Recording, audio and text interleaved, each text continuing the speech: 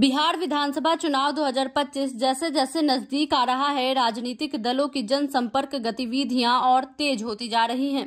इसी क्रम में एक्स इंडियन आर्मी कारगिल योद्धा एवं राजद नेता संतोष कुमार तिवारी बुधवार को बिहपुर विधानसभा क्षेत्र के नारायणपुर प्रखंड अंतर्गत रामूचक गांव पहुंचे, जहां उन्होंने ग्रामीण महिलाओं के साथ संवाद स्थापित कर उनकी समस्याएं सुनी और आने वाले समय में बेहतर बदलाव का भरोसा दिलाया। इस संवाद कार्यक्रम में संतोष तिवारी ने राजद की आने वाली सरकार द्वारा शुरू की जाने वाली मां बहन योजना की जानकारी दी। उन्होंने बताया कि इस योजना के तहत बिहार की महिलाओं को हर महीने निश्चित आर्थिक सहायता दी जाएगी, जिससे वे आर्थिक रूप से आत्मनिर्भर बन सकेंगी।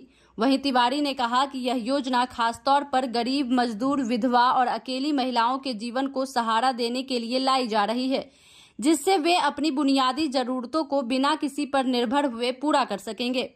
साथ ही उन्होंने यह भी आश्वस्त किया कि राजद की सरकार बनने के बाद रोजगार योजना के तहत महिलाओं को स्थानीय स्तर पर प्रशिक्षण, हुनर और आजीविका के साधन उपलब्ध कराए जाएंगे।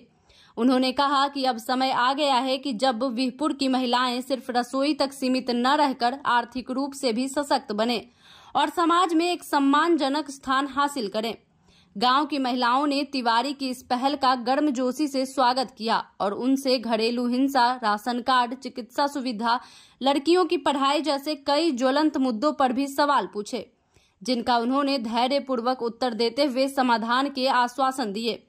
कार्यक्रम के अंत में उन्होंने महिलाओं से अपील की कि वे चुनाव में जागरूक होकर ऐसे जनप्रतिनिधि को चुने जो सिर्फ वादा नहीं, समाधान की नीयत और नीति भी रखता हो। तिवारी के इस संवाद कार्यक्रम को लेकर स्थानीय जनता में खासा उत्साह देखने को मिला और महिलाओं ने भी राजनीति में भागीदारी की आवश्यकता पर चर्चा की।